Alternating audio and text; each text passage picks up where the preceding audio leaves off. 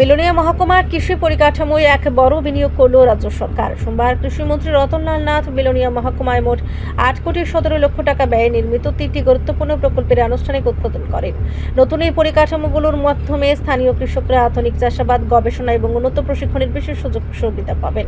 এদিন রাজনগর ব্লকের পাশে 3,12,00,000 টাকা ব্যয়ে নির্মিত agri development research cum training সেন্টারের উদ্বোধন করা হয়। পাশাপাশি বিলোনিয়া ইংলিশ মিডিয়াম স্কুলের পাশে 1,94,00,000 টাকা ব্যয়ে কৃষি উপ অধিকর্তার নতুন কার্যালয় এবং ভিসি নগরে 3,11,00,000 টাকা ব্যয়ে আরও একটি আধুনিক ট্রেনিং সেন্টারের দ্বার উদ্ঘাটন করেন মন্ত্রী।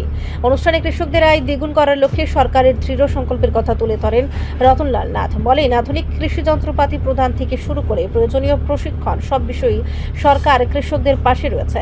মন্ত্রী কৃষকদের রাসায়নিক সার ব্যবহার কমিয়ে অন্তত 25% জমিতে প্রাকৃতিক পদ্ধতিতে চাষ করার আহ্বান জানান। জমিতে পতিত না রেখে ক্ষেত বাঁচাও অভিযান সামিল হওয়ার জন্য তিনি কৃষকদের বিশেষভাবে অনুরোধ করেন।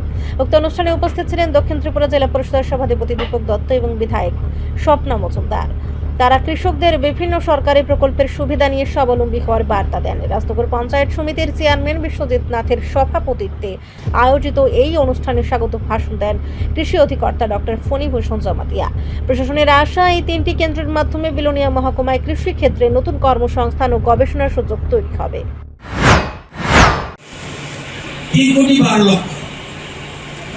এই বিল্ডিংটা করতে সমস্ত খরচের জন্য 3,12,00,000। বিসি নগর যেটা ভারতচন্দ্র নগর, ওটার জন্য গেছে 3,11,00,000।